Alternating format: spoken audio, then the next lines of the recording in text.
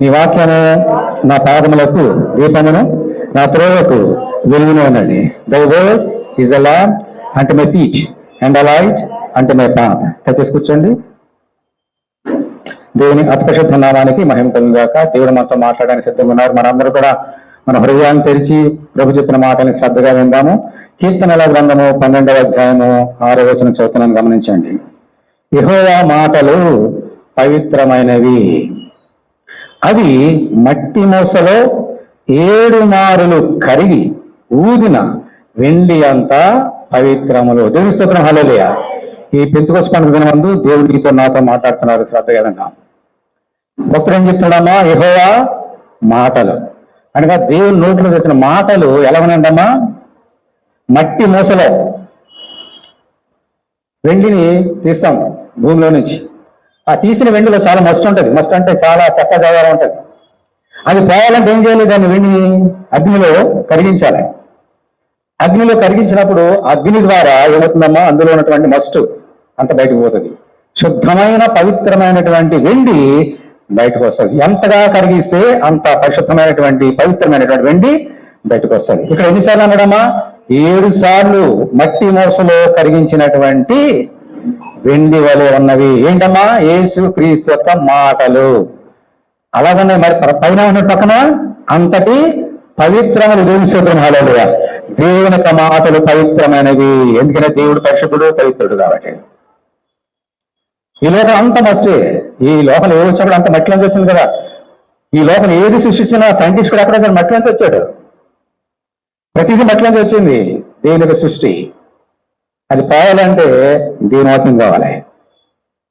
ఈ మట్టి పోవాలంటే, మస్సు పోవాలంటే అగ్ని కావాలి, దేవుని యొక్క మాటలు కావాలి. అదే రోజు నీతో మాట్లాడుతున్నాడు నా సోదరుడు, నా సోదరి. దేవుని యొక్క మాటలు ఎంత పవిత్రమైనవి, పరిశుద్ధమైనవి. ఇటువంటి పరిశుద్ధమైన పవిత్రమైన మట్టి మూసలో కరిగించిన 7 మార్ల కంటే కరిగిన వెండి కంటే శ్రేష్టమైనటువంటి యేసు మాటల్ని ఈరోజు మనం వింటున్నాం. దేవుడి లోకంలోకి వచ్చేటువంటి అటువంటి శ్రేష్టమైన మాటలు పలుకున్నారు. అయితే కొంతమంది ఈ లోకంలో మనుషులు, మరి ఇజ్రాయేలులు ఆ యూదుల్లో పుట్టాడు కదా, ఆ యూదులు ఎలాగున్నా చూద్దాం, మనుషులు ఎలాగున్నా ఈ లోకంలో చూద్దాం. 56 అధ్యాయం చూడండి, కీర్తనలు 56. చాలా శ్రద్ధగా వినండి. ఈరోజు మాటలన్నీ శ్రద్ధగా వినాలి. దేవుడి రోజు మనందరూ దీవించబోతున్నారు ఆత్మ ద్వారా. శ్రద్ధగా విన్నాం. కీర్తనలు 56వ అధ్యాయము 5వ వచనం చదువుతున్నాను చూడండి. 5వ వచనం. దినమల్లా వారు నా మాటలు ఏం చేస్తారమ్మా? అపార్థము చేయుదురు. నాకు హాని చేయనన్న తలంపులే వారికి నిత్యము పుట్టుచున్నవి.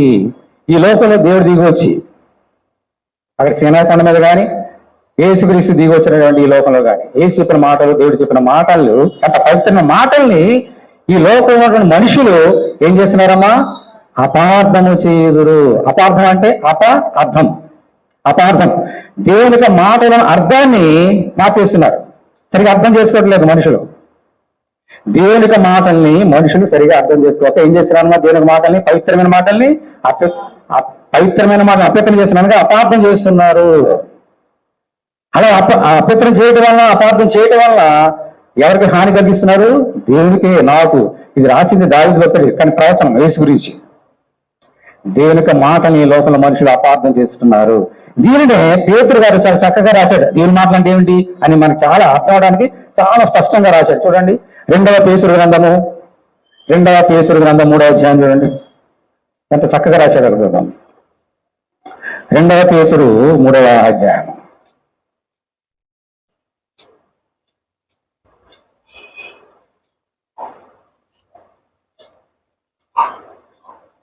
3వ అధ్యాయం 14 నుంచి చెప్తున్నాను చూడండి. 2వ పేతురు 3:14. ప్రియులారా, వీటి వరకు మీరు కనిపెట్టేవారు గనుక శాంతము గలవారు, ఆయన దృష్టికి నిష్కలంకులు గాను నిందారహితులు గాను కనబడినట్లు జాగ్రత్త పడుడి. మరియు మన ప్రభు యొక్క దీర్ఘశాంతము రక్షణార్థమైనది ఎంచుకొనుడి. అలాగూ జాగ్రత్తనండి. మన ప్రియ సహోదరుడైన పౌలు కూడా తనకు అనుగ్రహింపబడిన జ్ఞానము చెప్పిన మీకు రాస్తున్నాడు. ఏం రాశాడమైనా? నూతన మందులు అనేక పత్రికలు రాసింది. ఆయనే అనేక పత్రికలు అంటే ఏంటి? దేవునికి వాక్యం, దేవునికి మాటలు ఆయన రాశాడు. ఇప్పుడు 16వ వచనం ఏమన్నాడు? రాస్తున్నాడు, వీటిని గూర్చి తన పత్రికలన్నిటిలోనూ బోధించుతున్నాడు. అయితే వాటిలో కొన్ని సంగతులు గ్రహించుటకు కష్టమైనవి. కాబట్టి ఏం చేస్తున్నారు వీళ్ళందరూ కూడా? వీటిని విద్యాహీనులను, అస్థిరులైన వారును, తక్కిన లేఖములను అపార్థం చేసినట్లు తమ స్వకీయ నాశనకు అపార్థము చేదురు. మై గాడ్, దేవుని మాటలంటే ఏమిటో స్పష్టంగా చెప్తున్నాడు ఇక్కడ దేవుడు. పౌలు గారిని ఎగ్జాంపుల్ చెప్తున్నాడు. పేతురు గారు, పేతురు కూడా రాశాడు లేఖనాలు, పౌలు కూడా రాశాడు. అంటే పౌలు ఎక్కువ రాశాడు కాబట్టి ఆయన గురించి పేతురు రాస్తున్నాడు. పేతురు రాసిన, పౌలు గారు రాసిన, యాకోబు రాసిన, ఇంకొకటి రాసిన, ఎవరి ద్వారా రాశారమ్మా వారు? దేవుని ఆత్మ వలన. దేవుడు చెబితే ఆత్మ వలన ఆ మాటల్ని మనకి బైబిల్ రూపంలో మనకి ముందు ఉంచినాడు దేవుడు. అలా పౌలు గారు చాలా రాశారు. అవి విద్యాహీనులు, అస్థిరులు, వాటికి అర్థం కాకపోవడం వల్ల ఏం చేస్తాడంటమ్మా? తక్కిన లేఖములను అపార్థం చేసినట్లు ఈ లేఖనాన్ని కూడా ఏం చేశారంట? వారు అపార్థం చేసుకున్నారంట. అంటే పౌలు గారు చెప్పిన చాలా సంగతులు, అనగా దేవుని యొక్క వాక్యంలో చెప్పిన చాలా సంగతులు చాలా మందికి అర్థం కాలేదు. సరిగదా? అర్థం కాకపోతే ఊరుకోవచ్చు కదా, అపార్థం చేస్తున్నారంట. ఆ అపార్థము, ఆయన మాటని చాలా మంది అర్థం చేసుకోవడం లేదా? ఎందుకు ఇలా జరుగుతుంది? ఈరోజు మనం చాలా స్పష్టంగా నేర్చుకోవాలి పరిశుద్ధాత్మ చెప్తున్నటువంటి మాటలు. ముందుగా దేవుని యొక్క మాటలు ఎలా ఉన్నాయమ్మా? పవిత్రంగా ఉన్నాయి, పరిశుద్ధమైనవి. వాటిని మనుషులంతా ఏం చేస్తున్నారు? అపార్థం చేస్తున్నారు. ఏంటంటే దేవుని మాటలు అంటే ఎక్కడున్నవన్నీ కూడా పరిశుద్ధ లేఖనాల్లో ఉన్నాయి, ఆది కాండములు కానీ ప్రకటన వరకు. వీటన్నిటిని మనుషులు ఏం చేస్తున్నారమ్మా? అపార్థం చేసుకుంటున్నారు, సరిగా అర్థం చేసుకోవడం లేదు. ఓకే, ఇలా ఎప్పుడైతే ఒక మనుషులు అర్థం చేసుకోవడం లేదో అమ్మా ఏం జరుగుతుంది ఒకసారి చూడండి. మరి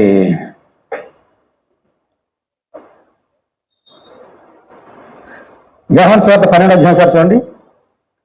అపార్థం ఎలా చేసుకుంటే మనం చాలా జాగ్రత్త విందాం. యోహాను సువార్త 12వ అధ్యాయం బైబిల్ అందరూ తీయండి. యేసుక్రీస్తు ఈ లోకానికి వచ్చినాడు, సువార్త ప్రకటిస్తున్నారు. ఒక పండగ వచ్చింది. పండగ వచ్చినప్పుడు ప్రభు యెరూషలేముకు వెళ్ళి ఉన్నాడు.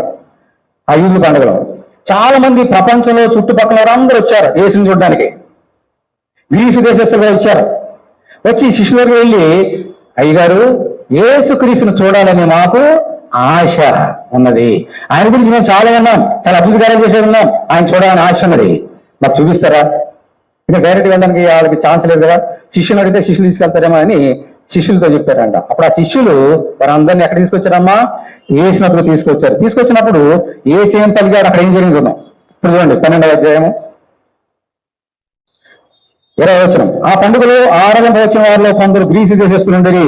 వారు గలిలోని బెత్సైదా వాడైనా ఫిలిప్పునొద్దకు వచ్చి, అయ్యా మేము యేసును చూడగోరుచున్నామని చెప్పారు. ఆ ఫిలిప్పు వచ్చి ఆంధ్రతో చెప్పాను. ఆంధ్రయ్య ఫిలిప్పు వచ్చి యేసుతో చెప్పి అప్పుడు ఏమన్నారంటే ప్రభు, అందుకు యేసు వాత ఎట్లనో మనిషి కుమారుడు మహిమ పొందవలసిన గడి వచ్చినది అని చెప్పి ఆ మాట చెప్పారు. అయితే మనకు అవసరం ఏంటంటే 27వ వచనం చూడండి. 27వ వచనం. ఆ గుంపులో చాలా మంది ఉన్నారు అక్కడ. ప్రభు చెప్తున్నా చూడండి. ఇప్పుడు నా ప్రాణము కలవరపడుచున్నది, నేనేమందున తండ్రి ఈ గడియ తటస్థింపకుండా నన్ను తప్పించను, అయినను ఇందుకోసరమే నేను ఈ గడియకు వచ్చేదిని. ఇప్పుడు 28వ వచనం చూడండి. తండ్రి నీ నామను మహిమపరచమని చెప్పాను, అంతగా నేను దానిని మహిమపరిచితిని, మరలా మహిమపరుచునని ఒక శబ్దము ఆకాశంలో వచ్చిన దేవుని స్తోత్రం. హల్లెలూయా, గట్టిగా హల్లెలూయా. వీరందరూ వచ్చారు. అందరి ముందు యేసు నిలబడి ప్రార్థన చేస్తున్నాడు. దేవా నా తండ్రి నీ నామాన్ని మహిమపరచు అని చెప్పినప్పుడు ఆకాశంలో శబ్దం వచ్చిందంట. ఎక్కడి నుంచి వచ్చిందమ్మా శబ్దం? ఆకాశం అంటే ఎవరి దగ్గర నుంచి వచ్చింది? తండ్రి నీ నామాన్ని మహిమపరచు అంటే ఆయన అంటున్నాడు, ఎస్ నువ్వు చెప్పిన ప్రకారంగా, నువ్వు చేసిన ప్రార్థన ప్రకారంగా నా నామాన్ని మహిమపరుచున్నాను, ఇంకను దానిని మహిమపరుచునని ఆకాశం నుండి వచ్చిందమ్మా ఒక శబ్దం వచ్చాను. జాగ్రత్త వినాలి. అంటే ఈ శబ్దం అంటే ఏంటిది? దేవుని యొక్క మాట. ఎక్కడి నుంచి వచ్చింది? ఆకాశం నుండి వచ్చింది దేవుని యొక్క మాట. అక్కడ చుట్టుపక్కల ఎంతమంది ఉన్నారమ్మా? చాలా మంది ఉన్నారు. అప్పుడు వారు ఏమన్నారు చూడండి. మళ్ళీ చూస్తున్నా 28. తండ్రి నీ నామాన్ని మహిమపరచమని చెప్పాను అంటగా, నేను దాన్ని మహిమపరిచేది మరలా మహిమపరుచును అని ఒక శబ్దం ఆకాశం నుండి వచ్చాను. కాబట్టి అక్కడ నిలిచుండి వినిన జన సమూహము ఏమన్నారమ్మా? ఊరునేను అని. మరికొందరు దేవుడితో కూడా ఆయనతో మాట్లాడనని. మై గాడ్, యాక్చువల్గా మాట్లాడింది ఎవరు మాట్లాడారు? దేవుడు మాట్లాడు ఆకాశం అండి. అక్కడ ఉన్న వాళ్ళు కొంతమందికి ఆ శబ్దం ఎలా కనబడిందమ్మా? ఉరుము శబ్దం కనబడిందంట. ఇది ఉరుమిందండి కదండి, ఉరుముతుంది అనుకున్నారంట. ఇదొక గుంపు. దేవునికి మాటలు చాలా మందికి ఎలా ఉన్నాయమ్మా? ఒక శబ్దం. ఆ శబ్దంలో అర్థం లేనటువంటి శబ్దం. ఉరుముకి ఏమైనా అర్థం ఉంటుందా? అది ధ్యానం చేద్దాం. ఇదొక గుంపు. రెండో గుంపు ఏమంటారమ్మా? దేవదూత ఎవరో ఆయనతో మాట్లాడారు. ఇది రెండో గుంపు. మూడో గుంపు అసలు ఎవరు మాట్లాడారు అన్నది నిజమైన సత్యాన్ని గ్రహించిన వారు మూడో గుంపు. ఎన్ని గుంపులు ఉన్నాయమ్మా? ఎన్ని? మూడు. మొదటి గుంపు ఏంటి? ఉరుమెను అన్న గుంపు ఒకటి, దేవదూత ఆయనతో మాట్లాడారు అన్నవారు ఒక గుంపు, నిజంగా దేవుడు కలిగిన మాటలు అర్థం చేసుకున్నవారు ఒక గుంపు. ఈ రోజు పరిశుద్ధాత్మకు సంబంధించినటువంటి పండుగలో మొదటి గుంపుని ధ్యానం చేద్దాం. నెక్స్ట్ వీక్ రెండు గుంపులు ధ్యానం చేద్దాం. మొదటి గుంపు ఏమంటారమ్మా? దేవుడు కలిగిన మాటలు ఏమంటారు వీరు? ఉరుమెను. అప్పుడు మనం కూడా హైదరాబాద్ ఉరుములు వస్తాయి కదా. ఉరుము అంటే చాలా మంది భయం కదా. ఉరుము అంటే ఏంటి? శబ్దం. ఉరుము వచ్చినప్పుడు మనకేంటి? ఒక సింప్టమ్, అది ఒక సైన్. ఏంటది? వర్షం వస్తుంది. ఇక్కడ వర్షం లేదు కానీ ఉరుము వచ్చింది. ఎక్కడో వర్షం పడుతుంది, ఇక్కడ వర్షం పడుతుంది, ఉరుము వచ్చినాయి. అంటే ఏమిటనమాట? ఉరుము వచ్చినప్పుడు ఏమొస్తాయమ్మా? అంతే మనకు తెలిసింది. ఇంకేమో తెలుసుదా? ఉరుము నీతో మాట్లాడుతుందా? నువ్వు ఉరుముతో మాట్లాడగలుగుతావా? ఉరుము శబ్దానికి మాకు అర్థమైతే ఒకటే, వర్షం వస్తుంది లేదా వస్తుంది అంతే. అంతకన్నా వేరే మీనింగ్ లేదు. అయితే దేవుడు చెప్పిన మాటలు చాలా మందికి ఉరుము వేరే ఉన్నవి. అంటే దేవుడు చెప్పిన మాటలు వీరికి అర్థమవుతున్నాయా? చాలా జాగ్రత్తగానండి. దేవుడు చెప్పిన మాటలు వీరికి అర్థమని, ఆ దేవుడు చేస్తే మాట్లాడిన సంగతి వీరు గ్రహించారా? బతుకుంటున్నవారు గ్రహించలేదు. దేవుడు చెప్పిన మాటలకు అర్థమైనా అయితే అర్థం కాదు. పోయిన అర్థం కాదు. అర్థం కానప్పుడు ఊరుకోవాలి కదా. ఏమన్నారమ్మా? ఊరుమేను అంటే ఏం చేస్తారు? దేవుని మాటల్ని అపార్థం చేస్తున్నారు. ఇది అర్థం చేసుకోవాలి సార్. వినండి, దేవుని మాటలు ఫస్ట్ ఆఫ్ ఆల్ అర్థం కాలేదు. అర్థం కాదు ఊరుకోవాలి. ఆ పోలే ఏదో మనకు తెలియదు, అర్థం కాదు, ఊరుకోనలేదు. పేరు పెట్టారు ఊరుమేను అంటే దేవుని మాటలు వారు ఏం చేశారమ్మా? అపార్థం చేశారు. The change the meaning, perverted the word of God. ఈ లోకంలో చాలా మంది అలా ఉన్నారు. ముఖ్యంగా వారు ఇజ్రాయేలు, ఆ యేసు దగ్గర ఉన్న వారందరూ, ఆ గుంపులో ఉన్న వారందరూ కూడా ఇలా ఉన్నారంట. దేవుడు చెప్పిన మాటలు, దేవుడు పలికిన మాటలు చాలా మందికి అర్థం కావడం లేదు సరి కదా. దాన్ని అపార్థం చేసుకుంటారని చాలా మంది. హల్లెలూయా, హల్లెలూయా. ఇలా అపార్థం చేసుకుంటున్నారని సంగతి తెలిసి ఇంకా పౌలు గారు చెప్పారు కదా. ఆ పౌలు గారు ఈ అర్థం గురించి ఆయన మాట రాశాడు బైబిల్లో.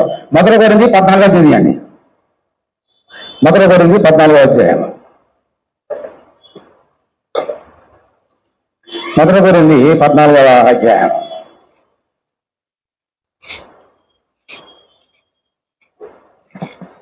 ఏడవ వచనం చదువుతున్నాను చూడండి. మొదటి కొరింథీ 14:7, 155 పేజీ, కొత్త నిబంధనలు. పిల్లన గోవు గాని వీణ గాని నిర్జీవ వస్తువులు నాదమిచ్చినప్పుడు స్వరములు భేదము కలుగు చేయని ఇలా ఊదినివేదో నీటినివేదో ఎలా వదిలిను? మరియు మీరు స్పష్టము కాని ధ్వని ఇచ్చినప్పుడు యుద్ధంలోకి ఎవరు సిద్ధపడను?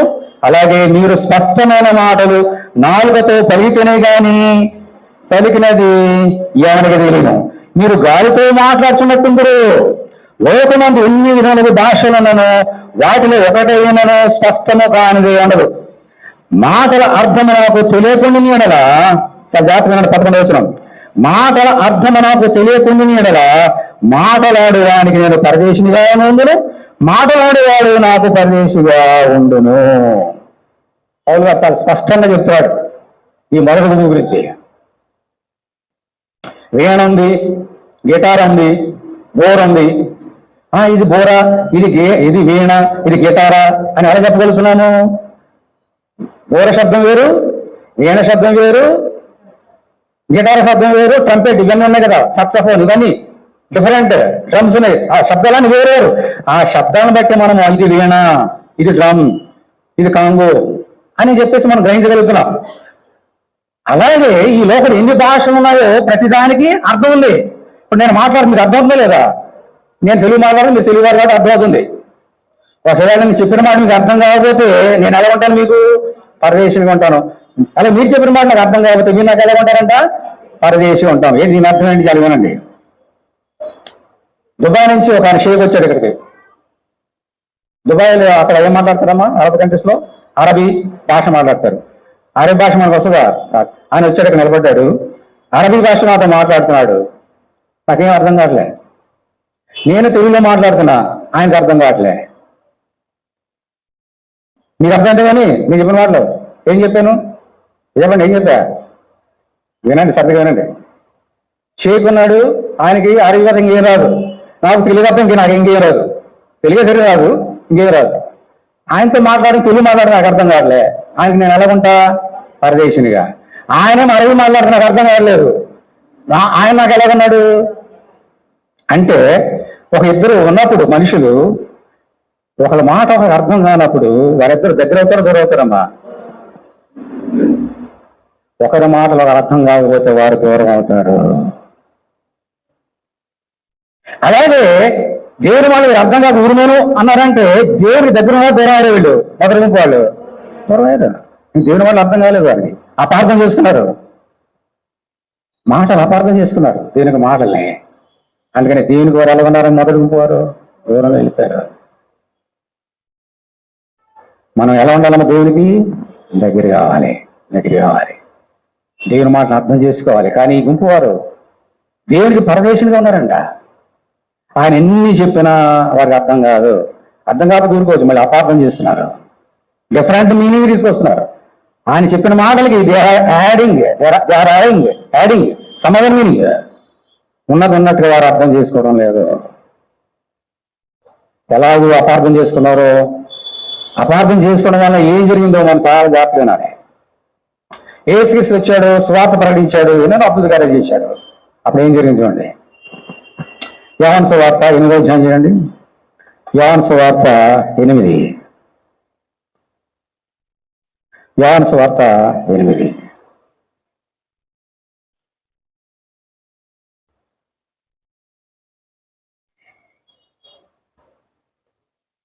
అక్కడ మళ్ళీ ఇజ్రాయెల్ అందరూ ఉన్నారు. ఇజ్రాయెల్ ఎవరున్నారమ్మా? ఈ మొదటి గుంపు వారు ఉన్నారు. అప్పుడు యేసు పలికిన మాట అలాగే చూడండి. 51:8-51. ఒకడు నా మాట గైకొని వాడెన్నడూ మరణం పొందడని మీతో నిశ్చయంగా చెప్పుతున్నానని ఉత్తరం ఇచ్చాను. అందుకు యూదులు, నీవు దయ్యము పట్టిన వాడని ఇప్పుడు ఎరుగుదును, అబ్రహామును ప్రాప్తము చనిపోయి అయినను ఒకడు నా మాట గైకొని ఎడలా వాడు ఎన్నడూ మరణం రుచి చూడని చెబుతున్నావు. మన తండ్రి అయిన అబ్రహాము చనిపోయాడు కదా, నీవు అతని కంటే గొప్పవాడవా? ప్రాప్తము చనిపోయి నిన్ను ఎవరు అని చెప్పుకొనిచున్నావా అని ఆయన అడిగిరి. అందుకు యేసు, నన్ను నేనే మహింపరుచుకుని ఎడలా నా మహిమ ఒట్టిది. మా దేవుడని మీరెవరిని గురించి చెప్పుదురు, నా తండ్రి నన్ను మహింపరుచున్నాడు. మీరు ఆయన ఎరుగరు, నేను ఆయన ఎరుగుదును. ఆయనను ఎరుగునని నేను చెప్పినలా మీ వల్లే నేను అబద్ధుడు కానీ నేను ఆయనను ఎరుగుదును అని ఆయన మాట కైకొచ్చున్నాను. ఇప్పుడు చూడండి 50వ వచనం చాలా స్పష్టంగా ప్రభు చెప్తున్నాడు. నీ తండ్రి అయిన అబ్రహాము నా జన్మ చూస్తున్నని మిగిలిన ఆనందించాను, అది చూచి సంతోషించాను అని. అందుకు యూదులు, నీకు ఇంకా 50 సంవత్సరం ఏం లేదే, నువ్వు అబ్రహామును చూసిదిరా అని ఆయనతో చెప్పగా యేసు, అబ్రహాము పుట్టకమని నేను ఉన్నానని మీతో నిశ్చయంగా చెప్పుచున్నానని తెలుసు. అక్కడ వారందరూ వచ్చారు. అమ్మా, నేను చాలా స్పష్టంగా మాట పలికినాడు అక్కడ. ఎవరైనా మాట గాయకుంటే వారు అన్నటికి చచ్చిపోడు. వాళ్ళకి డౌట్ వచ్చింది, నీ మాట అంటే మేము చచ్చిపోమా? మరి మా తండ్రి అబ్రహాము చచ్చిపోయాడు కదా, యాకోబు చచ్చిపోయాడు, ఇస్సాకు చచ్చిపోయాడు, మరి మేము చచ్చిపోమంటామేంటి అంటే వాళ్ళకి ఎలా అర్థం చేసి చెప్పిన మాటలు వేరే రకంగా అర్థమవుతున్నాయి. మళ్ళీ అన్నారు, మా తండ్రి అబ్రహాము చచ్చిపోయాడు కదా అంటే, ఆయన చచ్చిపోయాడు.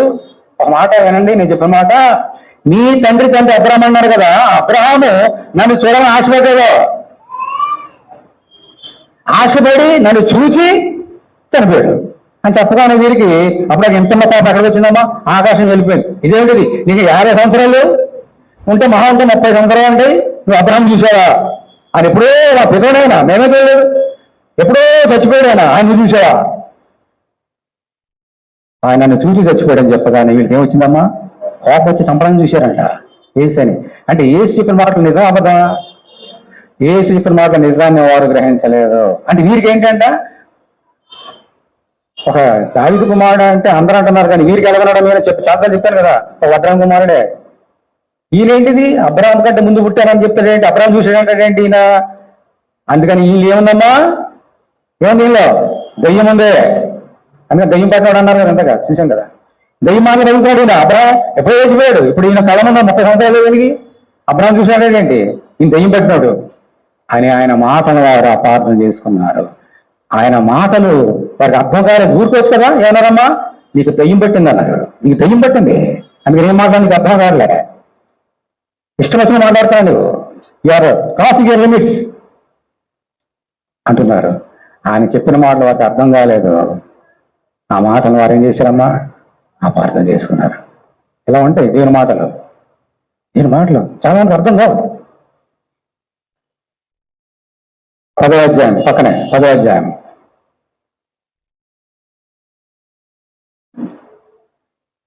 యేసు వారితో ఒక మాట చెప్పాడు గొర్రెల గురించి. 20వ వచనం, నా గొర్రెలు నా స్వరం వినును, నేను వాటిని ఎరుగుదును, అవి నన్ను వెంబడించను. సరే బాగానంది. తర్వాత ఏంటంటే 30వ వచనం చూడండి, నేనును తండ్రిను ఏకమే ఉన్నామని వారితో చెప్పాను. యూదులు ఆయన కొట్టగానని మరవారాలు చేత పట్టుకున్నా, మరలా అంటే చాలాసార్లు ఇదే పని కదా వారికి అర్థం కాదు యేసు చెప్పిన మాటలు. యేసు తండ్రి వద్ద నుండి అనేకమైన మంచి క్రియలను చూపుని వాటిని ఏ క్రియ నిమిత్తం రాళ్ళతో కొట్టుకుని వారిని అడిగాను. అందుకు యూదులు ఏమన్నారో చూడండి 38వ వచనంలో ఏమన్నారు. 33వ వచనంలో, నీవు మనుషుడివై ఉండి, అమ్మ అందరూ బైబిల్ చూస్తున్నారా? 33వ వచనం చూడండి అందరూ కూడా.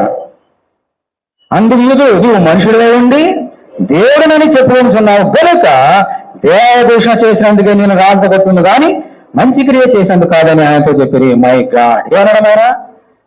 నేను నా తండ్రి ఏకమే ఉన్నాము, ఆ తండ్రి దగ్గర నేను వచ్చిన, ఆయన నా దేవుడు, నేను కూడా దేవుడినే, దేవుని కుమారుడు కాబట్టి నేను కూడా దేవుడిని అని చెప్తే, నువ్వు మనుషుడివి, నువ్వు మనుషుడివే ఉండి దేవుడిని చెప్పుకొని ఏం చేస్తున్నావు? నీవు దేవదూషణ చేస్తున్నావు, అందుకే నేను చంపేస్తాం అని రాళ్ళు పట్టుకున్నాడు. మరలా మరి ఏం చెప్పిన వాళ్ళకి అర్థంగా అర్థం కావు. దానికి రీజన్ ఉంది, ఆకని చెప్తా. అర్థం కాదు. అర్థం కాకపోతే ఊరికొచ్చు కదా, ఏమన్నారమ్మా? నువ్వేం చేస్తున్నావు? దేవదూషణ చేస్తున్నావు, దేవుని శపిస్తున్నావు, దేవునికి వ్యతిరేక మాట్లాడుతున్నావు. మళ్ళీ అపార్థం, అర్థం కాలేదు సరి కదా, మళ్ళీ అపార్థం, ఊరుము.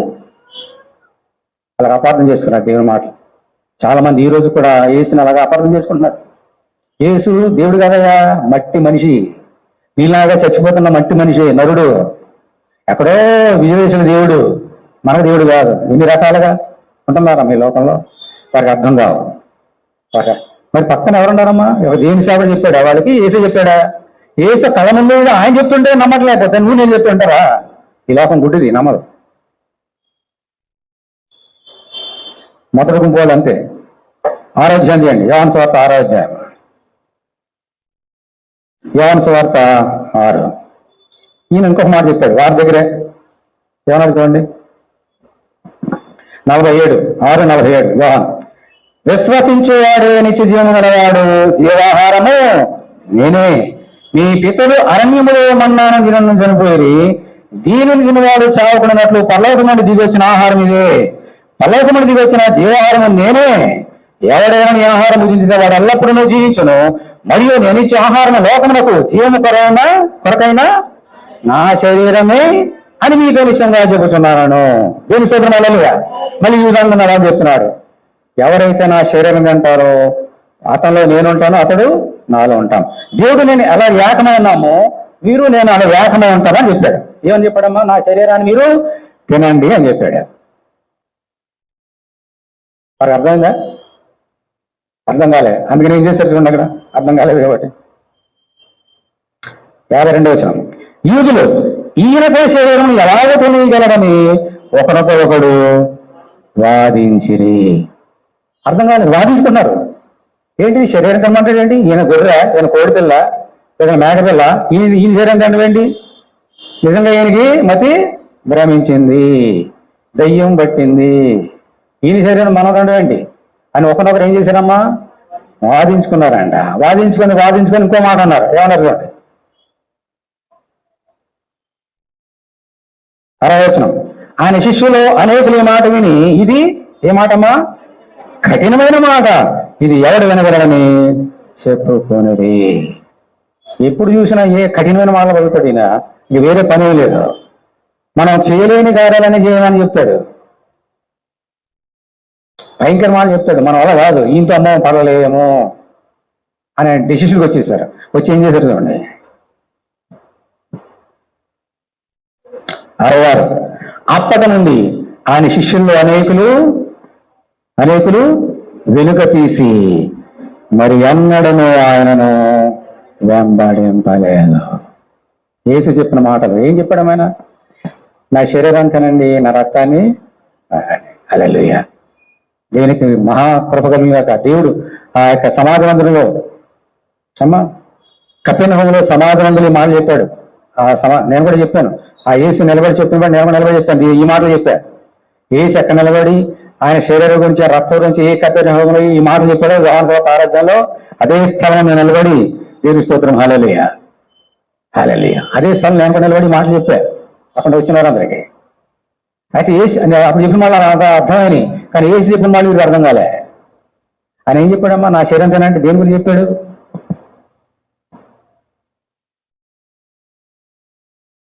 రొట్టె, రక్తం అంటే ద్రాక్షరసం సాదృశ్యం. ఈ రొట్టెని తినండి, ఈ రక్తాన్ని త్రాగండి, అప్పుడు మీరు నాలో ఉంటారు, నేను మీలో ఉంటా, మరణం మీ దగ్గరికి రాదు. తెలుస్తుంది హల్లెలూయా. ఇది వారికి అర్థం కాలేదు. ఈయన చెప్పింది సాదృశ్యంగా ఈయన శరీరం సిలువ చనిపోబోతున్నాడు, రక్తాన్ని చిందించిపోతున్నాడు, ఆ రక్తం త్రాగితే శరీరం తింటే మనకు రక్షణ వస్తుంది అనే సంగతి వారికి అర్థం కాలేదు. వారికి అర్థం కాలేదు కాబట్టి ఆయన మాటను అపార్థం చేసుకున్నారు కాబట్టి ఆయనకి వారి దగ్గర దూరం అయిపోయారు. వారి ఎన్నడను ఆయనను వెంబడింపలేదు. ఆయన మాట అర్థం కాక దూరం వెళ్ళిపోయారు. ఆయన ప్రేమను అర్థం చేసుకోకుండా దూరం వెళ్ళిపోయారు. My God. కారణం దినమెల్లా నా మాటలను అపార్థం చేయదురు అని చెప్పిన ప్రవచనం నెరవేరడానికి ఇలా జరుగుతుంది. ఈ లోపల చాలా మంది ఏసు చెప్పిన మాటల వారికి అర్థం కావట్లేదు కాబట్టి దేవుని దగ్గర అవుతున్నారు, దూరం అవుతున్నారు, దూరం అయిపోతున్నారు దేవునికి. హల్లెలూయా. ఇంకో సంగతి చూద్దాం. ఇదొక సంగతి. రెండో సంగతి యోహాను సువార్త 2వ అధ్యాయం తీయండి. యోహాను సువార్త 2వ అధ్యాయం. చాలా శ్రేష్టమైన మాటలు ఉన్నాయి ఇక్కడ. యోహాను సువార్త 2వ అధ్యాయం. యూదుల పస్కా పండుగ జరుగుతుంది. అక్కడ పండగకు వెళ్ళారు ప్రభు. అక్కడ ఏం జరుగుతుంది చూడండి. యోహాను సువార్త 2వ అధ్యాయం 13వ వచనం. యూదుల పస్కా పండుగ సమీపంగా యేసు యెరూషలేముకు వెళ్ళి దేవాలయంలో ఎడ్లను, గొర్రెలను, పాలు నమ్మేవారును, రోకులు మార్చేవారు కూర్చుండి చూసి ప్రవక్త తోడాలు చేసి గొర్రెలను, ఎడ్లన్నిటిని దేవాలను తొలివేసి రోకులు మార్చేవారు రోకులు చలివేసి వారి బలలో పడవేసి పాయలు అమ్మేవారితో వీటిని ఇక్కడ నుండి తీసుకుని పొంది నా తండ్రి ఇల్లు వ్యాపారులుగా చేయకూడని వారితో చెప్పాను. సరే బాగానండి అమ్మా. ఇప్పుడు చూడండి 18వ వచనం చూడండి. కాబట్టి యూదులు నువ్వు ఈ కార్యం చేస్తున్నావే, ఏంటి కార్యాలు? ఈ గొర్రెలు మేకలన్నీ తోయేశావు, గోనమ్మని పగొట్టేశావు, రోకలమ్మని పగొట్టేశావు, చేస్తున్నావు కదా అని ఇప్పుడు ఏమంటున్నారు? ఈ కార్యం చేస్తున్నావు కదా, ఏ సూచక్రియను నాకు చూపుదవు అని ఆయన అడుగుగా యేసు ఈ దేవాలను పడగొట్టుడి 3 దినముల్లో దాన్ని లేపుదని వారితో చెప్పాను. దేని శుభ్రం హల్లెలూయా. ఈ అబ్దుల్ గారు అక్కడ చేస్తుంటే వారందరూ చదివారంట, మాకు సూచక్రియ కావాలి, చెప్పు చెయ్యి చూపించావు అంటే ఆయన అన్నాడు, ఈ దేవాలయాన్ని పడగొట్టండి, within 3 days I will lift up. ఈ దేవాలయం తిరిగి 3 దినాల్లో లేపేస్తాను అన్నాడు. మీకు అర్థమైందన్నమాట? మాకు అర్థమైంది కానీ మాకు అర్థం కాలే. అర్థం కాకుండా ఏమన్నారు చూడండి. మళ్ళీ చదువుతున్నాం 18. కాబట్టి ఈదులు ఈ నీ కార్యం చేస్తున్నవి ఏ సూచకులు మాకు చూడదు అని ఆయన అడుగుగా యేసు ఈ దేవాలను పడగొట్టడి 3 దినాలు దాన్ని లేపుతున్న వార్త చెప్పాను. ఇప్పుడు ఈ దేవాలయం అక్కడ అర్థం కానివారు, ఈ మొదటి గుంపులు ఉన్నవారు, ఈ దేవాలయము 46 సంవత్సరాలు కట్టిరే, నీ 3 దినాల్లో లేపుదా? అది అర్థం కాలేదు, అలా అపార్థం చేస్తున్నారు. ఇప్పుడు ఈ యొక్క అక్కడ యేసుక్రీస్తు ఉన్నప్పుడు ఆ దేవుని మందిరం ఉంది. ఇప్పుడు ఇది ఉందనుకోండి, సొలొమోను కట్టింది అగ్నితో కాల్చబడిన తర్వాత హేరోదు కట్టాడు, హేరోదు మహారాజు కట్టాడు. ఎన్ని సంవత్సరాలమ్మా? 46 years కట్టాడు దేవుని మందిరాన్ని. 46 సంవత్సరాలు మా పెద్దలు కట్టారు, హేరోదు కట్టాడు. నువ్వేంటి మేము పడగొట్టేసి 3 రోజులు లేపేస్తావా అని అన్నారండి వీళ్ళకి. అంటే యేసు చెప్పిన మాట వారికి అర్థమైనా? మనకు మీకు అర్థమైనా? ఏమన్నా చూడండి. ఈ దేవాలయం పడగొట్టడి 3 దినాల్లో దాని లేపుదని వార్త చెప్పాను. యూదులు ఈ దేవాలయం 46 సంవత్సరాలు కట్టేది 3 దినాల్లో లేదు అని అయితే ఆయన తన శరీరమును దేవాలయం వచ్చి ఈ మాట చెప్పారు. అది వారు గ్రహించలేదు. ఏం చెప్పాడమ్మా దేని గురించి? ఏ రోజు కట్టిన 46 సంవత్సరాలు ఆ మంత్రి ఈ మంత్రి గురించి కాదు, ఆయన శరీరమనే దేవాలయం గురించి ఆ మాట చెప్పిన వారికి అర్థం కాలేదు. రెండు దేవాలయాలు ఈ లోకంలో. వాడు మనుషులు కట్టిన మందిరము, రెండవది దేవుడు కట్టిన మందిరం. ఏది గొప్పది? దాని గురించి మాట్లాడుతున్నాను ఆయన, ఈ శరీరం గురించి మాట్లాడలేదు ఆయన. 46 కాదు, 96 సంవత్సరాలు కట్టినా ఒకటే. ఇప్పుడుందా? 46 సంవత్సరాలు కట్టాడు. ఇప్పుడు వెళ్ళి చూడండి, ఎరుషం వెళ్ళి అక్కడ ఉంది, అది ఉంది. ఇప్పుడు అదే స్థలంలో 46 సంవత్సరాలు కట్టాడు. ఆ స్థలం ఏముంది అక్కడ? చూడండి అక్కడ ఫోటోలో ఏముంది? అక్కడ మసీదు ఉంది. మసీదు ఉంది. ఇప్పుడు 46 కాదు, 96 సంవత్సరాలు కట్టినా ఇట్ మేక్స్ నో డిఫరెన్స్. ఇది ఇంపార్టెంట్. ఆత్మ సంబంధ దేవాలయం ఇంపార్టెంట్. దాని గురించి మాట్లాడే ప్రభు ఏం చెప్తున్నాడు? ఆయన ప్రవచనం చెప్తాడు. సూచిక్రియ అడిగారు కదా, ప్రవచనం చెప్తున్నాడు. మీరు నన్ను చంపేయబోతున్నారు శిలువ మీద, ఈ దేవాలయాన్ని మీరు చంపేస్తున్నారు, పోగొట్టేస్తున్నారు, నేను 3 దినాలు లేపేస్తా. 3 దినాలు లేచాడు లేదైనా, అదే అని చెప్పాడు. అది అర్థం కాలే. ఎందుకు అర్థం కాలే? మొదటి గుంపులు ఉన్నారు కాబట్టి. మొదటి గుంపులు ఉన్న వారికి దేవుని మాటలు అర్థం కావు. ఓకే, ఇప్పుడు ఏంటండి? మొదటి గుంపుల వారికి అర్థం కాలేదు. వారు ఆయన నేరారు 3 దినాలు కట్టేస్తావా అని ఎక్కడించారు ఆయన. ఓకే, ఇప్పుడు దీని గురించి కంటిన్యూషన్ చూద్దాం. ఈ పగరెట్టారు ఇలాగ అంటున్నాడు, ప్రజలు చెడగొడుతున్నారు. కంటిన్యూషన్ చేసి మత్తయి సువార్త 26వ అధ్యాయం చూడండి. మత్తయి సువార్త 26వ అధ్యాయం చాలా జాగ్రత్త ఉండాలి. 26వ అధ్యాయం మత్తయి 26.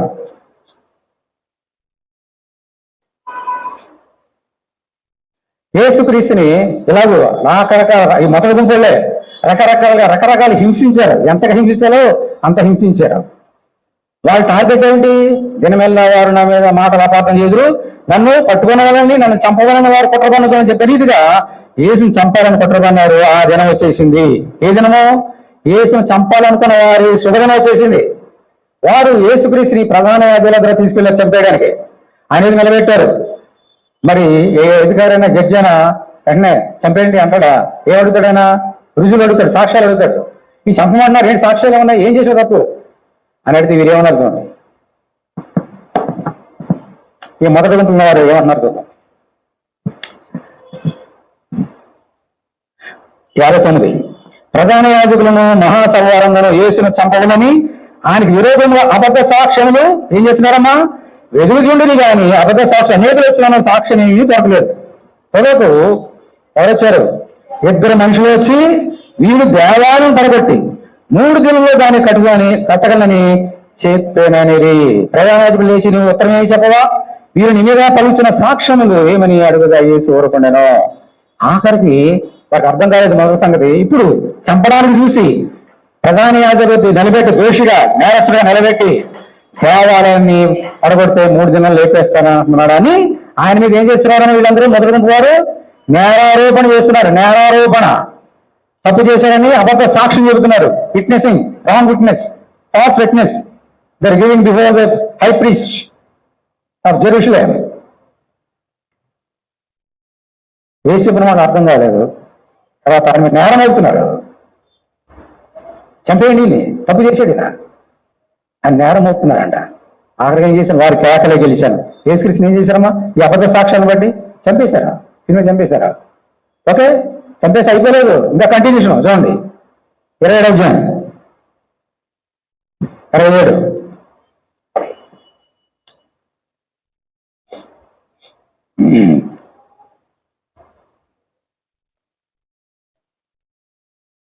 వచ్చిన 27:33. వారు కపాల స్థలం అర్థమించి గొర్గత అనబడిన చోటుకు వచ్చి చేదు కలిపిన ద్రాక్షారసం ప్రార్థనిచ్చి దాన్ని రుచి చూచి ప్రార్థనలేకపోయాను. సరే, ఇది బాగుంది. 37. ఇతను యూదుల రాజు అయిన యేసు అని ఆయన మీద మోపబడిన నేరము రాసి ఆయనకు తలపైగా ఉంచిరి. మరియు కుడివైపున ఒకడును ఎడవైపున ఒకడును 2 బంతిపోటు దొంగలు ఆయనతో కూడా సిలువేయబడిరి. ఇప్పుడు 39 చూడండి. ఆ మార్గమును వెలుచుండిన వారు తలలూచుచు దేవాలయం పడగొట్టి 3 దినముల్లో కట్టువాడా నిన్ను నీవే రక్షించుకొనుము, నీవు దేవుని కూడా అయితే శిలువ మీద నుండి దిగుమని చెప్పుచు ఆయనను దూషించిరి. వాళ్ళకేమో దేవాలయం గురించి చెప్తే వాళ్ళకి అర్థం కాలేదు. అదే నేరాన్ని ఆయన మోపి చంపేశారు. ఇప్పుడు సినిమా చచ్చిపోతే ఆ దారిని వెళ్తున్న వారందరూ చూసేమంటున్నారంట. ఎందుకని? సినిమా ఎవరిని చంపుతారు? నేరం చేసిన చంపుతారు. కాబట్టి నేరం చేసిన వాడుగా ఎంచి అంటున్నారు. దేవాలయం పడబట్టి 3 దినాలు లేపేస్తావా? నిన్ను రక్షించుకోవా? తన దేవాలయం సాగిన తర్వాత నువ్వు రక్షించుకో అని ఏం చేస్తున్నారు? ఆయనను దూషించిరి. చూసారా? దేవుని మాటలు అర్థం కాక అపార్థం చేస్తే దేవుని మనం ఏం చేస్తున్నామమ్మా? దూషిస్తున్నాం, ఆయన నేరం అవుతున్నాం, అపార్థం చేస్తున్నాం ఆయన మాటల్ని. ఈ లోకం ఇలాగుంది నా సోదరు, నా సోదరి. ఎవరు వీరందరూ ఎవరు? సొంత పిల్లలే, సొంత యూదులే. యూదు వేరు పుట్టాడు కదా ఆయన, ఆ నగరంలో పెరిగాడు, కపెర్నహూము పెరిగాడు, బెత్లెహేములో పుట్టాడు ఆయన. ఆయన ఇన్ని సంవత్సరాలు ఆయన చూసినా ఆయనను వారు అర్థం చేసుకోలేదు, అపార్థం చేసుకున్నారు. అందుకని వీరు ఆయనకు దూరవడం కాదు, ఏం చేశారమ్మా వారు తెలుసా? యేసుని వారు దూరం పెట్టారు. ఇక్కడ వాళ్ళు పో, పైకి పో. యేసుని వారు దూరం పెట్టారు, పరదేశిగా ఆయన చేసినారు. చాలా జాగ్రత్తనండి. ఇంతవరకు యేసు చెప్పిన మాటను ఎలా అపార్థం చేసుకున్నారో చెప్పా మీతోటి. ఇప్పుడు రెండో స్టెప్కి వెళ్దాం. ఈరోజు ఏం పండుగమ్మా? పెంతెకోస్తు పండుగ. పెంతెకోస్తు పండుగ అందు ఈ మొదటి పండుగ వెళ్ళిపోయారు, కంటిన్యూస్గా వస్తూనే ఉన్నారు. ఏ చచ్చిపోయి వెళ్ళిపోయాడు, పరిశుద్ధాత్మ వచ్చేసారు. ఆయన మొదటి గుంపు వారు అలాగే ఉన్నారు, ఈవెంటుడు లోకం అంతా వాళ్ళే ఉన్నారు. పెంతెకోస్తు పండుగ ఏం జరిగింది చూడండి. అపోస్తలుల కార్యం మొదటి అధ్యాయం, అపోస్తలుల కార్యములు మొదటి అధ్యాయం.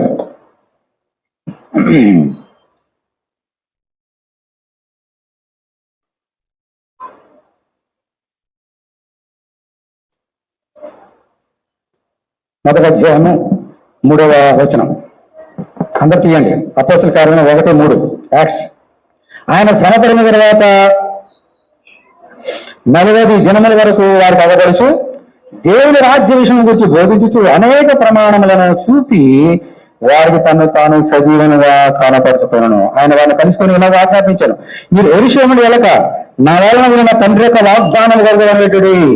యోహాను నీళ్ళతో బాప్తిస్మం కానీ కొద్ది దినములుగా మీరు పరిశుద్ధాత్మలో బాప్తిస్మం పొందుదురని. కాబట్టి వారు కూడా సరే ఇది బాగుంది. 6వ వచనం, 8వ వచనం. అయినను పరిశుద్ధాత్మ మీ మీదకి వచ్చినప్పుడు మీరు శక్తిని పొందుదురు గనుక మీరు యెరూషలేములోను యూదయ సమరయ దేశమంతటను భూమిలంత వరకును నాకు సాక్షి ఉందని వారితో చెప్పాను. బాగానండి.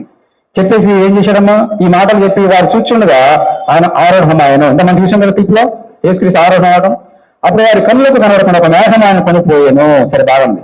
ఇప్పుడు ఆయన చెప్పే రీతిగా వారందరూ వెళ్ళిపోలేదు, యేసు చెప్పిన మాట విని అక్కడే ఉన్నారు. అప్పుడు ఏం జరిగింది? 2వ అధ్యాయం 1వ వచనం. పెంతెకోస్తును పండుగ దినం వచ్చినప్పుడు అందరూ ఒక చోట కూడి ఉండిరి. అప్పుడు వేగముగా వీచు బలమైన గాలి వంటి ఒక ధ్వని ఆకాశం నుండి ఎలా వచ్చిందో అకస్మాత్తుగా వారు కూర్చున్న ఇల్లంతా నిండెను. మరియు అగ్నిజ్వాల లాంటి 4 విభాగింపడినట్టుగా వారు కనబడి వాళ్ళు ఒక్కొక్కరి మీద రాలగా అందరూ ఏం చేశారమ్మా? గట్టి చదవండి. ఏముంది? పరిశుద్ధాత్మ నిండిన వారే ఆ ఆత్మ వారికి వాక్శక్తి అనుగ్రహించిన కొలది అన్య భాషలతో మాట్లాడసాగరి. పరిశుద్ధాత్మ వచ్చేసాడు. ఇంకా చూసాం కదా, అందరు భాషలతో మాట్లాడారు. ఇప్పుడు ఏం జరిగింది చూడండి. చాలా శ్రేష్టమైన మాట. 5వ వచనం. ఆ కాలమున ఆకాశం నుండి ప్రతి జనములో నుండి వచ్చిన దైవభక్తి గల యూదులు యెరూషలేములో కాపురం ఉండి ఈ శబ్దముఖాలుగా జనులు గుంపులుగా కూడుకుని వచ్చి ఏం చేశారమ్మా? ప్రతి మనుషుడు తన స్వభాష ద్వారా మాట్లాడి విని కలవరపడి. అంటే అక్కడ చాలా మంది ఉన్నారు, ప్రతి వారికి ఒక భాష ఉంది, ప్రతి భాషకు అర్థం ఉంది. వారు మాట్లాడుతున్న మాటలు ఒక్కొక్కరు ఒక్కొక్క భాష. ఆ మాట అర్థమయ్యేట్టుగా ఆ భాష మాట పక్కన ఉన్నారు. అందరికి అర్థం కాదు, కొంతమందికి అర్థమైంది ఆ భాష మాట్లాడే వారికి. అక్కడ చాలా మంది గుంపులు ఉన్నారు. చూడండి 8వ వచనం. మనలో ప్రతి వారు తన పుట్టిన దేశ భాష మాట్లాడుతూ మనం వినిచున్నాము. ఇదేమి పార్తీయులు చూడండి, అక్కడ ఎంతమంది ఉన్నారు? మాదీయులు, ఎలామీయులు, మెసొపొతామియా, యోదయ, కప్పదొకయ, పొంతు, ఆసియా, పుర్గియా, పంపులియా, ఐగుప్తు అనే దేశం అందరి వారు, కురేనే దగ్గర లిబియా ప్రాంతం కాపాడినవారు, రోమా నుండి ప్రవాసులుగా వచ్చిన వారు, యూదులు, యూదయ ప్రవేశులు, క్రేతీయులు, అరబీయులు మొదలైన మనమందరము వీరు మన భాషలతో మాట్లాడుతున్నారేమిటి? వాళ్ళకి అర్థమైంది భాషలు. ఎంత కనీసం 18 భాష రకాల మాటలు మాట్లాడుతున్న వారు ఉన్నారు అక్కడ. వీరు పరిశుద్ధాత్మ శక్తి పొందుకొని మాట్లాడుతుంటే వాళ్ళకి అర్థమైందా లేదా? అర్థమైంది. ఆ భాష మాట్లాడుతున్న వారికి అర్థమై ఏం చెప్పారు చూడండి. అర్థమైంది కాబట్టి ఏమన్నారు చూడండి అక్కడ. చాలా శ్రద్ధగా వినండి. 11వ వచనం. క్రేతీయులు, అరబీలు మొదలైన మనమందరము వీరు మన భాషలతో తర్వాత ఏంటమ్మా దేవుని గొప్ప కార్యములను వివరించడం చున్నామని చెప్పుకుని దేవుని స్తోత్రం. హల్లెలూయా. ఏం చేస్తారంటే వీరు భాషలు తప్పి దేవుని యొక్క అద్భుత కార్యాలని ప్రకటిస్తూ దేవునికి నామాన్ని మహిమపరుస్తున్నారు. పరిశుద్ధాత్మ వచ్చినప్పుడు ఇది కొంతమందికి అర్థమైంది. మరి చెప్పండి, ఏం చేస్తున్నారు వీళ్ళు? భాషలతో మాట్లాడి ఏం చేస్తున్నారు? దేవునికి నామాన్ని కనబరుస్తున్నారు, దేవుని ఆశ్చర్యకారాన్ని కొనియాడుతున్నారు. ఎవరు? కొంతమంది. మరి పక్కన ఎవరున్నారు? మొదటి గుంపు ఉన్నారు కదా, వీరు ఉన్నారు చూడండి. మళ్ళీ 11వ వచనం, వీరు మన భాషలతో దేవుని గొప్ప కార్యం వివరించున్నామని చెప్తున్నది. అందరూ విభ్రాంతులంది ఎటుతోచగా ఇదే నవ్వునా అని ఒకరు చెప్పుకున్నది. 11వ వచనం, కొందరైతే వీరు కొత్త మద్యముతో నిండి ఉన్నారని అపహాస్యము చేసిరి. కొంతమంది ఎవరమ్మా? కొంతమంది ఎవరు? ఏ గుంపు? యేసు మాట అపార్థం చేసిన గుంపు అంటున్నారంట. వీరు తాగేశారు, తాగేసి మత్తులై పిచ్చి పిచ్చిగా మాట్లాడుతున్నారు. దేవునికి మాటలు వారు ఏం చేస్తున్నారమ్మా? ఏం చేస్తున్నారు? అపార్థం చేస్తున్నారు. దేవునికి ఆత్మతో మాట్లాడుతుంటే తాగేసి మాట్లాడుతున్నారని వారిని ఏం చేస్తున్నారు? అపహాస్యము చేసి. అంటే ఎవరిని అపహాస్యం చేస్తున్నారు వాళ్ళు? దేవునికి ఆత్మనే. వారిలో ఉన్నది ఎవరు? దేవునికి ఆత్మ వారిని పలికితే ఆ మాటలు వారు అపహాస్యం చేస్తున్నారంటే ఎవరిని అపహాస్యం చేశారు? వాళ్ళు వారిలో ఉన్న దేవుని ఆత్మనే. ఎందుకంటే ఆ మాటలు వారికి అర్థం కాలేదు. అర్థం కాలేదు, మళ్ళీ అపార్థం. అర్థం కాలేదు ఊరుకోవచ్చు కదా, చాలా ఊరుకున్నట్టుగా. ఏమన్నారమ్మా? వీరేం చేస్తున్నారు? కొత్త మద్యము తాగి, అమ్మ ఏమన్నా నాగరారు వాక్యనండి, కొత్త మద్యము తాగి వేరు పిచ్చి పిచ్చి మాటలు వాడుతున్నారు, అపార్థం చేశారట. ఎందుకంటే దేవుని మాటలకు అర్థం కాదు. ఇలా ఉన్నారు. మొదట ఏం చేసినాము? యేసుక్రీస్తు చెప్పిన మాటలు వారికి అర్థం కాలేదు, చంపేసింది లోకం. యేసు లోకాన్ని ప్రేమించి తన ఆత్మను పంపిస్తే, పరిశుద్ధాత్మ పంపిస్తే, ఈ పరిశుద్ధాత్మను కూడా వారు ఏం చేశారమ్మా? దూషించారు, అపహాసం చేశారంట. వారికి అర్థం కాక. అయితే ఈ సందర్భం గురించి యేసే ఒక మాట చెప్పాడు. ఏమన్నారు చూడండి, మత్తయి సువార్త 12వ అధ్యాయం. మత్తయి 12. మత్తయి సువార్త 12 31వ వచనం. కాబట్టి నేను మీతో చెప్పినది ఏమనగా, మనుషులు చేయి ప్రతి పాపమును దూషణయు వారికి క్షమింపబడును గాని ఆత్మ విషయమైన దూషణకు పాప క్షమాపణ లేదు. మనుష్య కుమారునికి విరోధంగా మాట్లాడడానికి పాప క్షమాపణ కలదు కానీ పరిశుద్ధాత్మ విరోధంగా మాట్లాడడానికి ఈ విధమందైనను రాబోయే విధమందైనను పాప క్షమాపణ లేదు. మై గాడ్, రెండు తప్పులు చేశారు కదా వీళ్ళు. యేసుక్రీస్తు మాటను అపార్థం చేసుకున్నారు, దూషించారని. పరిశుద్ధాత్మ శక్తి చేత మాట్లాడితే దీన్ని అపార్థం చేసుకున్నారు, దూషించారు. యేసుక్రీస్తు వ్యతిరేకంగా మాట్లాడిన మాటలకి వారి ప్రభావ క్షమించానంటే దేవుడు ఏం చేశాడమ్మా? క్షమిస్తాడు. కానీ పరిశుద్ధాత్మ వ్యతిరేకంగా మాట్లాడితే దేవుడు వారిని క్షమించాడు. ఈ యుగం సహించడు, రాబోయే యుగం ఉంది, వారి పాప క్షమాపణ లేదు. ఈ ఫస్ట్ గుంపుల వారికి అర్థం కదా మాటలు. మరి వారికి ఎక్కడికి వెళ్తారమ్మా? నరకానికి వెళ్తారు. యేసు గురించి ఎన్ని మాటలు పలికినా క్షమిస్తాడు దేవుడు. తండ్రి వీరు ఏం చేస్తున్నారో వీరు ఎరువురు అంటే వీరు క్షమించినారని ప్రార్థన చేసిన దేవుడు యేసే క్షమించాడు, క్షమిస్తాడు. కానీ పరిశుద్ధాత్మ వ్యతిరేకంగా మాట్లాడితే ఆయన క్షమించాడు. ఈరోజు మనం పరీక్ష చేసుకోవాలి. మనం ఏ గుంపులో ఉన్నాం? పొరపాటున ఈ మొదటి గుంపులో ఉన్నామా? యేసు చెప్పిన మాట అర్థం కాకపోతే అర్థం కానట్టుగా ఉన్నాం, కానీ అపార్థం చేయొద్దు, అపార్థం చేసుకోవద్దు, దేవుని దూరం పెట్టద్దు, దేవుని దూరం అయిపోకండి. మీరైనా నేనా ఎవరైనా సరే అసలు కారణం చెప్పి ముగిస్తా. ఎందుకు మీరు మొదటి గుంపులో ఉన్నారు? ఎందుకు దేవుడు చెప్పిన వారికి అర్థం కావడం లేదు? ఏసే తన స్వయంగా వచ్చి చెప్పినా, నిలబడి చెప్పినా వారికి అర్థం కావట్లేదు. ఎందుకు? వాడు reason. Today you have to understand this. అది అర్థం చేసుకుంటేనే ఈ మొదటి గుంపులు బయటికి రాగలుగుతున్నా సరే. మీతో ఏమన్నారు చూడండి ప్రభు. యోహాను సువార్త 5వ అధ్యాయం. యోహాను సువార్త 5వ అధ్యాయం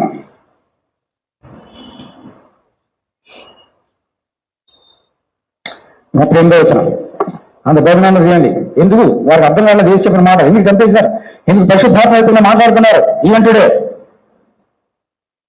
యోహాను 5:38 ఆయన ఎవరిని పంపినో ఆయనని మీరు నమ్మలేదు గనక మీలో ఆయన వాక్యము నిలిచి ఉండలేదు. లేఖనం ఎందుకు మీకు నిత్య జీవన కలగానే తలంచి వాటిని పరిశోధించున్నారు, అవే నన్ను వచ్చే సాక్ష్యం ఇచ్చినవి. అయితే మీకు జీవము కన్నట్లు మీరు నా వద్దకు రానలరు. నేను మనుషులైనా మహిమ పొందేవాడను కాను, నేను ఈమెను ఎరుగుదును.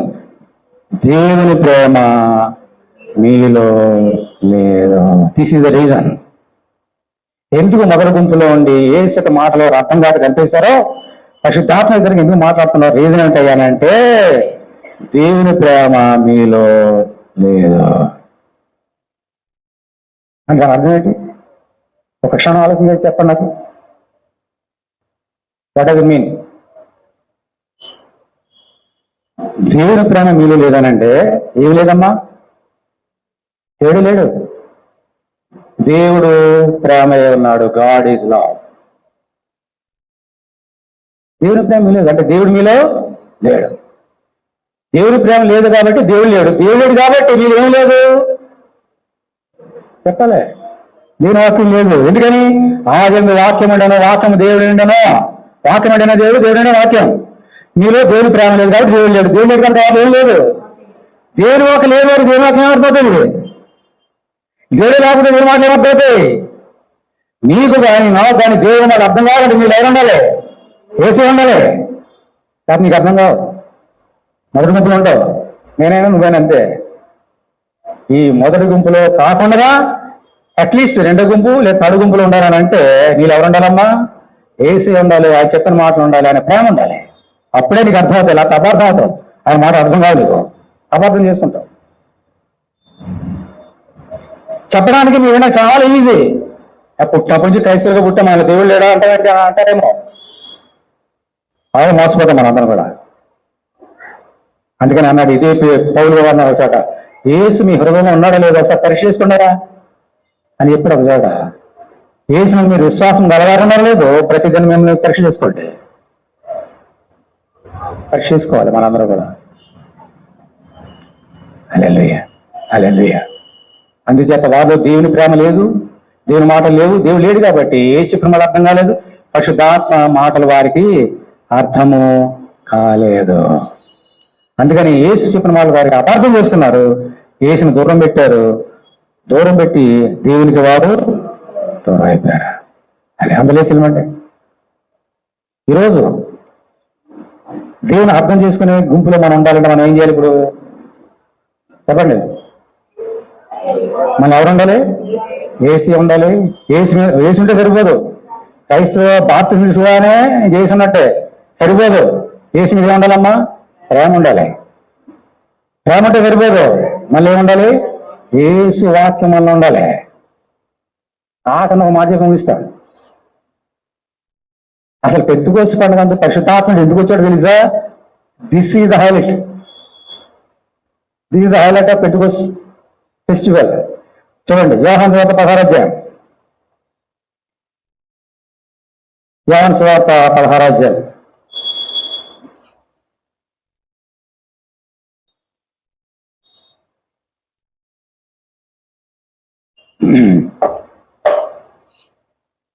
పన్నెండవ వచనం. యోహాను 16:12.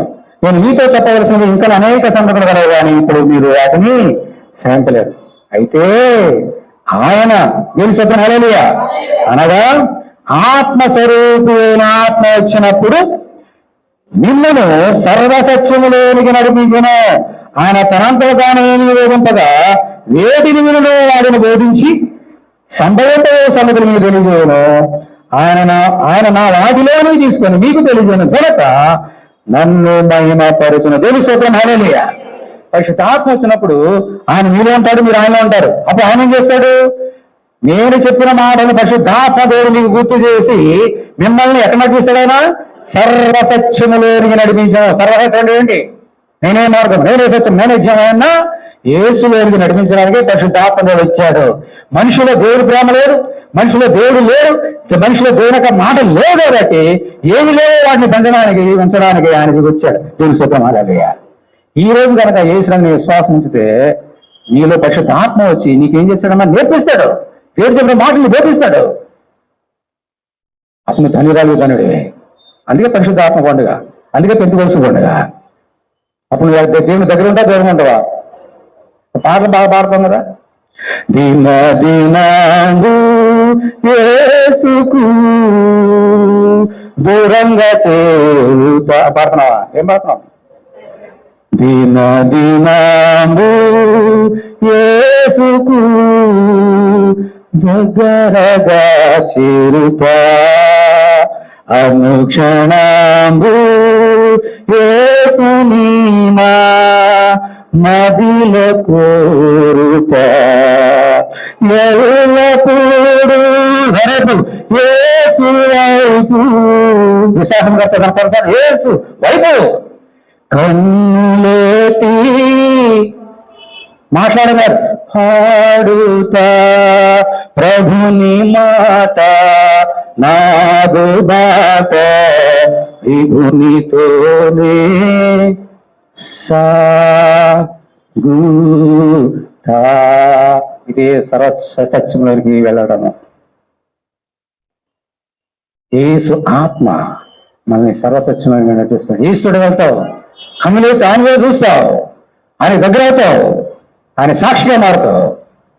అందరు కళ్ళు మూసుకొని ప్రార్థన చేసుకోండి. దేవా, ఈ ఆత్మ నాకు కావాలి. సర్వసత్యం నడిపించడానికి వచ్చే ఈ లోకం వరకు నాలో పాపాన్ని తీసివేసాయి, దోషం తీసివేసాయి, నీకు అయిష్టమైన కాలం తీసివేసాయి. నిన్ను అపార్థం చేసుకున్నా, క్షమించదండి, దూరాయిపోతున్నా, దగ్గర చేర్చు, నీ ఆత్మను పంపించు. ప్రార్థన చేసుకుందాం. దేవునికి స్తోత్రం తండ్రి. అపురాణ సగాకులు 2000 సంవత్సరాల క్రితం ఈ లోపల దిగొచ్చిన పరిశుద్ధాత్మ దేవుడా, ఈ రోజు మా నీటి ఎదురంబాన్ని వేడుకొచ్చున్నాం. దేవానికి వందనాలు. పాపం గూర్చియో, శాపం గూర్చియో, దోషం గూర్చియో మనం ఒప్పింప చేతండి. ఆ పాపం ఒప్పుకొని మన పాపములను మనం ఒప్పుకొని నమ్మదగిన వారి నీతి మందులు కనుక మన పాపం క్షమించి సమస్త దుర్నీతి నుండి మనం పవిత్రంగా చేయని రీతిగా మనం పవిత్రంగా చేయతండి. ఎందుకంటే నీ మాటలు మట్టి మోసలో 7 సార్లు కలగడైన వెండి కంటే పవిత్రమైన అటువంటి పవిత్రమైన మనుషులుగా చేసి, సాక్షులుగా చేసి, హిమవంటి తెల్లగా చేసి, మళ్ళీ నూతనమైన శుద్ధమైన హృదయం చేసి, నూతన మాసం శ్రమగా పుట్టించి నీ ఆత్మ ద్వారా సర్వసత్యం నడిపించి దీవించమని ఇదిగో ఆ రోజు చెప్పిన రీతిగా నా శరీరం ధరణ చెప్పిన రీతిగా మేము అపార్థం చేసుకోవడం లేదు, అర్థం చేసుకొని నీ యొక్క శరీరంలో నీ రక్తంలో పాలు పనులు పొందించుండగా నీ దేవుని మాతో పొందించి మాలో మీరుండి నీలమేమండి సర్వసత్యం వెళ్ళినట్టుగా పరిశుద్ధాత్మ కూడా ఆశ్రయించమని యేసు నామములో ప్రార్థన చేస్తున్నాం తండ్రి. ఆమేన్.